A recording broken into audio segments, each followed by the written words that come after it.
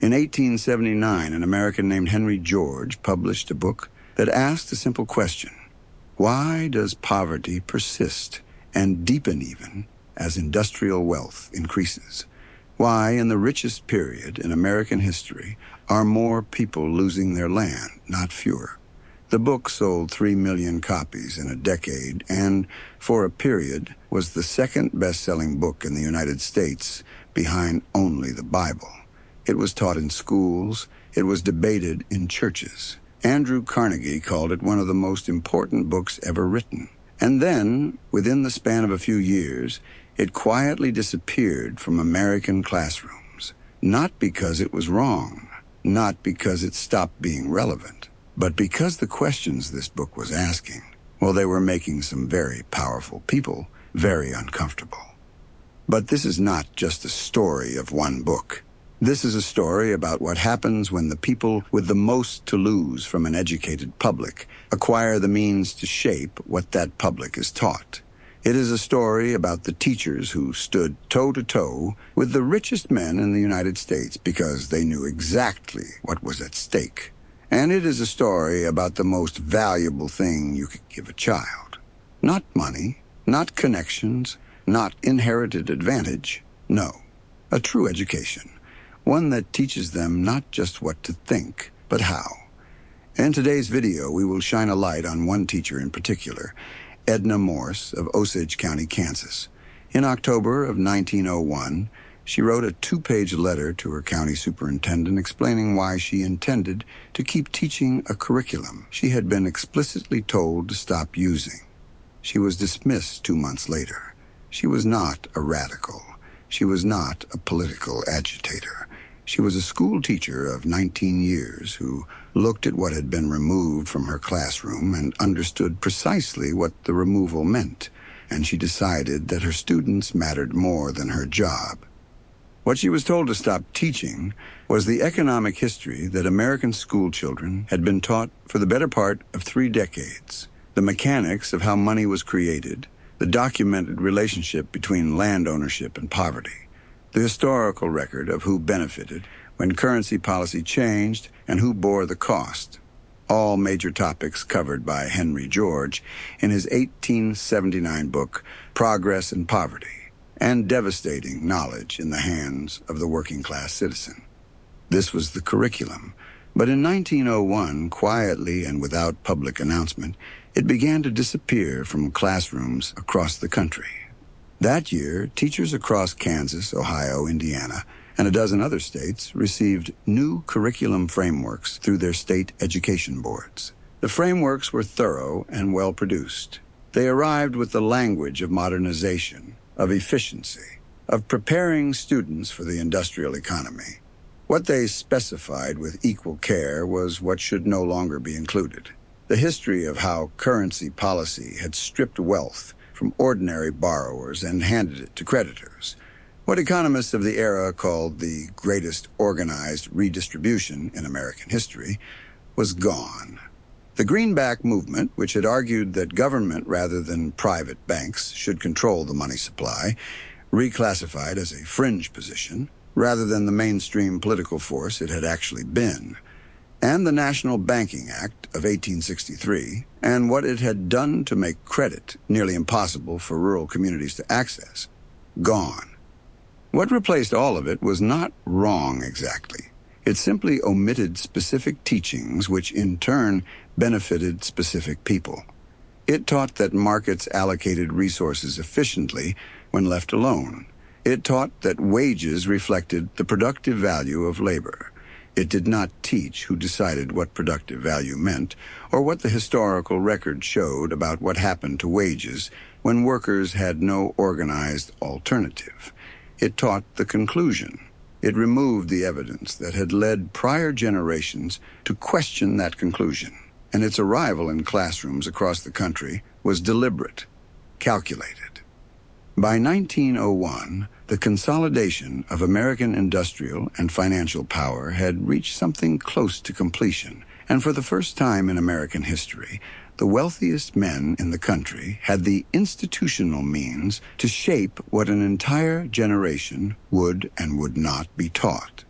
This is how they did it.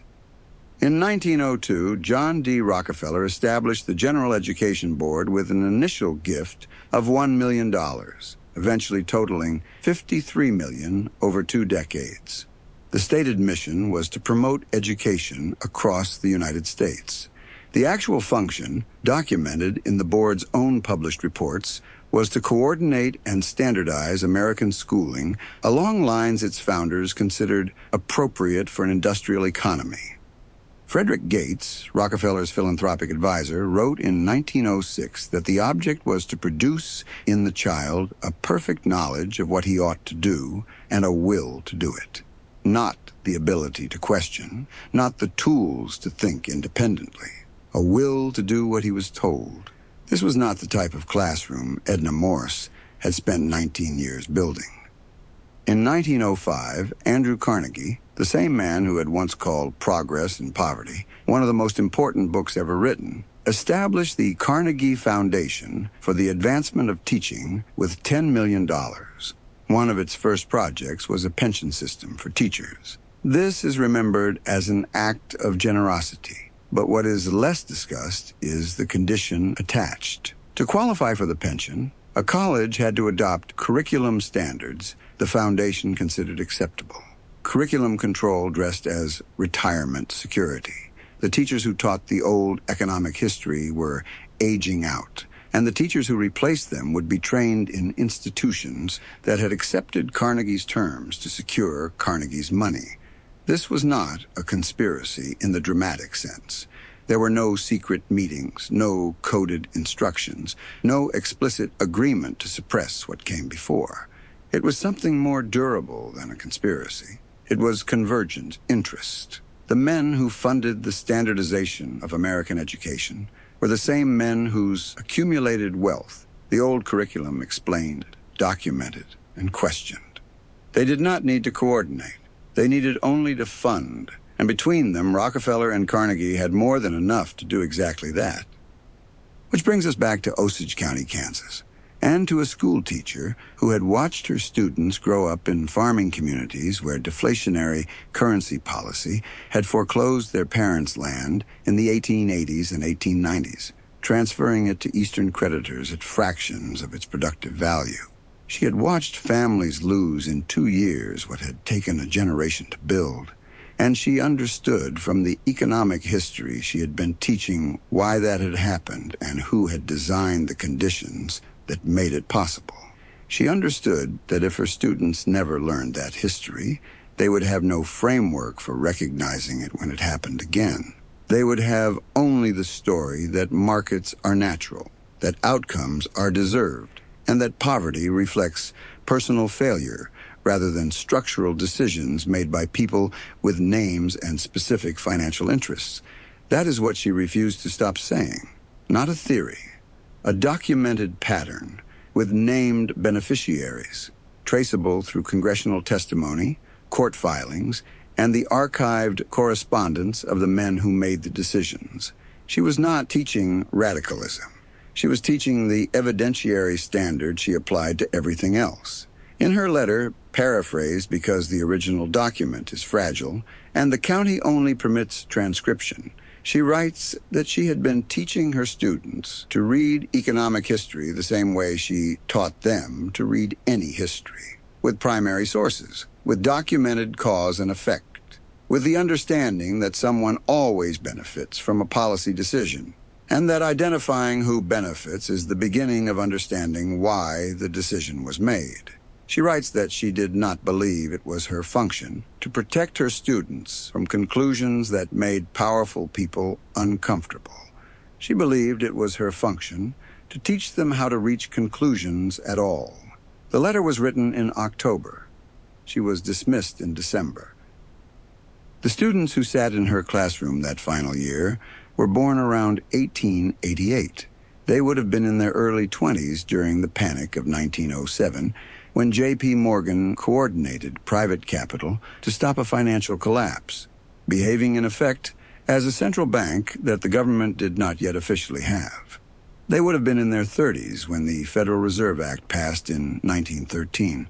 the legislative resolution of the exact monetary debate their teacher had been forbidden to include in her curriculum. Whether they recognized what they were watching unfold during those years depended entirely on whether they were among the last students that Edna Morse and others like her had taught before December of 1901. And that is the thing about quietly removing something from a curriculum rather than suppressing it openly. The people who lost access to it do not know what they are missing. They cannot feel the absence of a framework they were never given. The panic of 1907 arrives, and it is simply a crisis, frightening and inexplicable, with no mechanism attached and no names to put to it.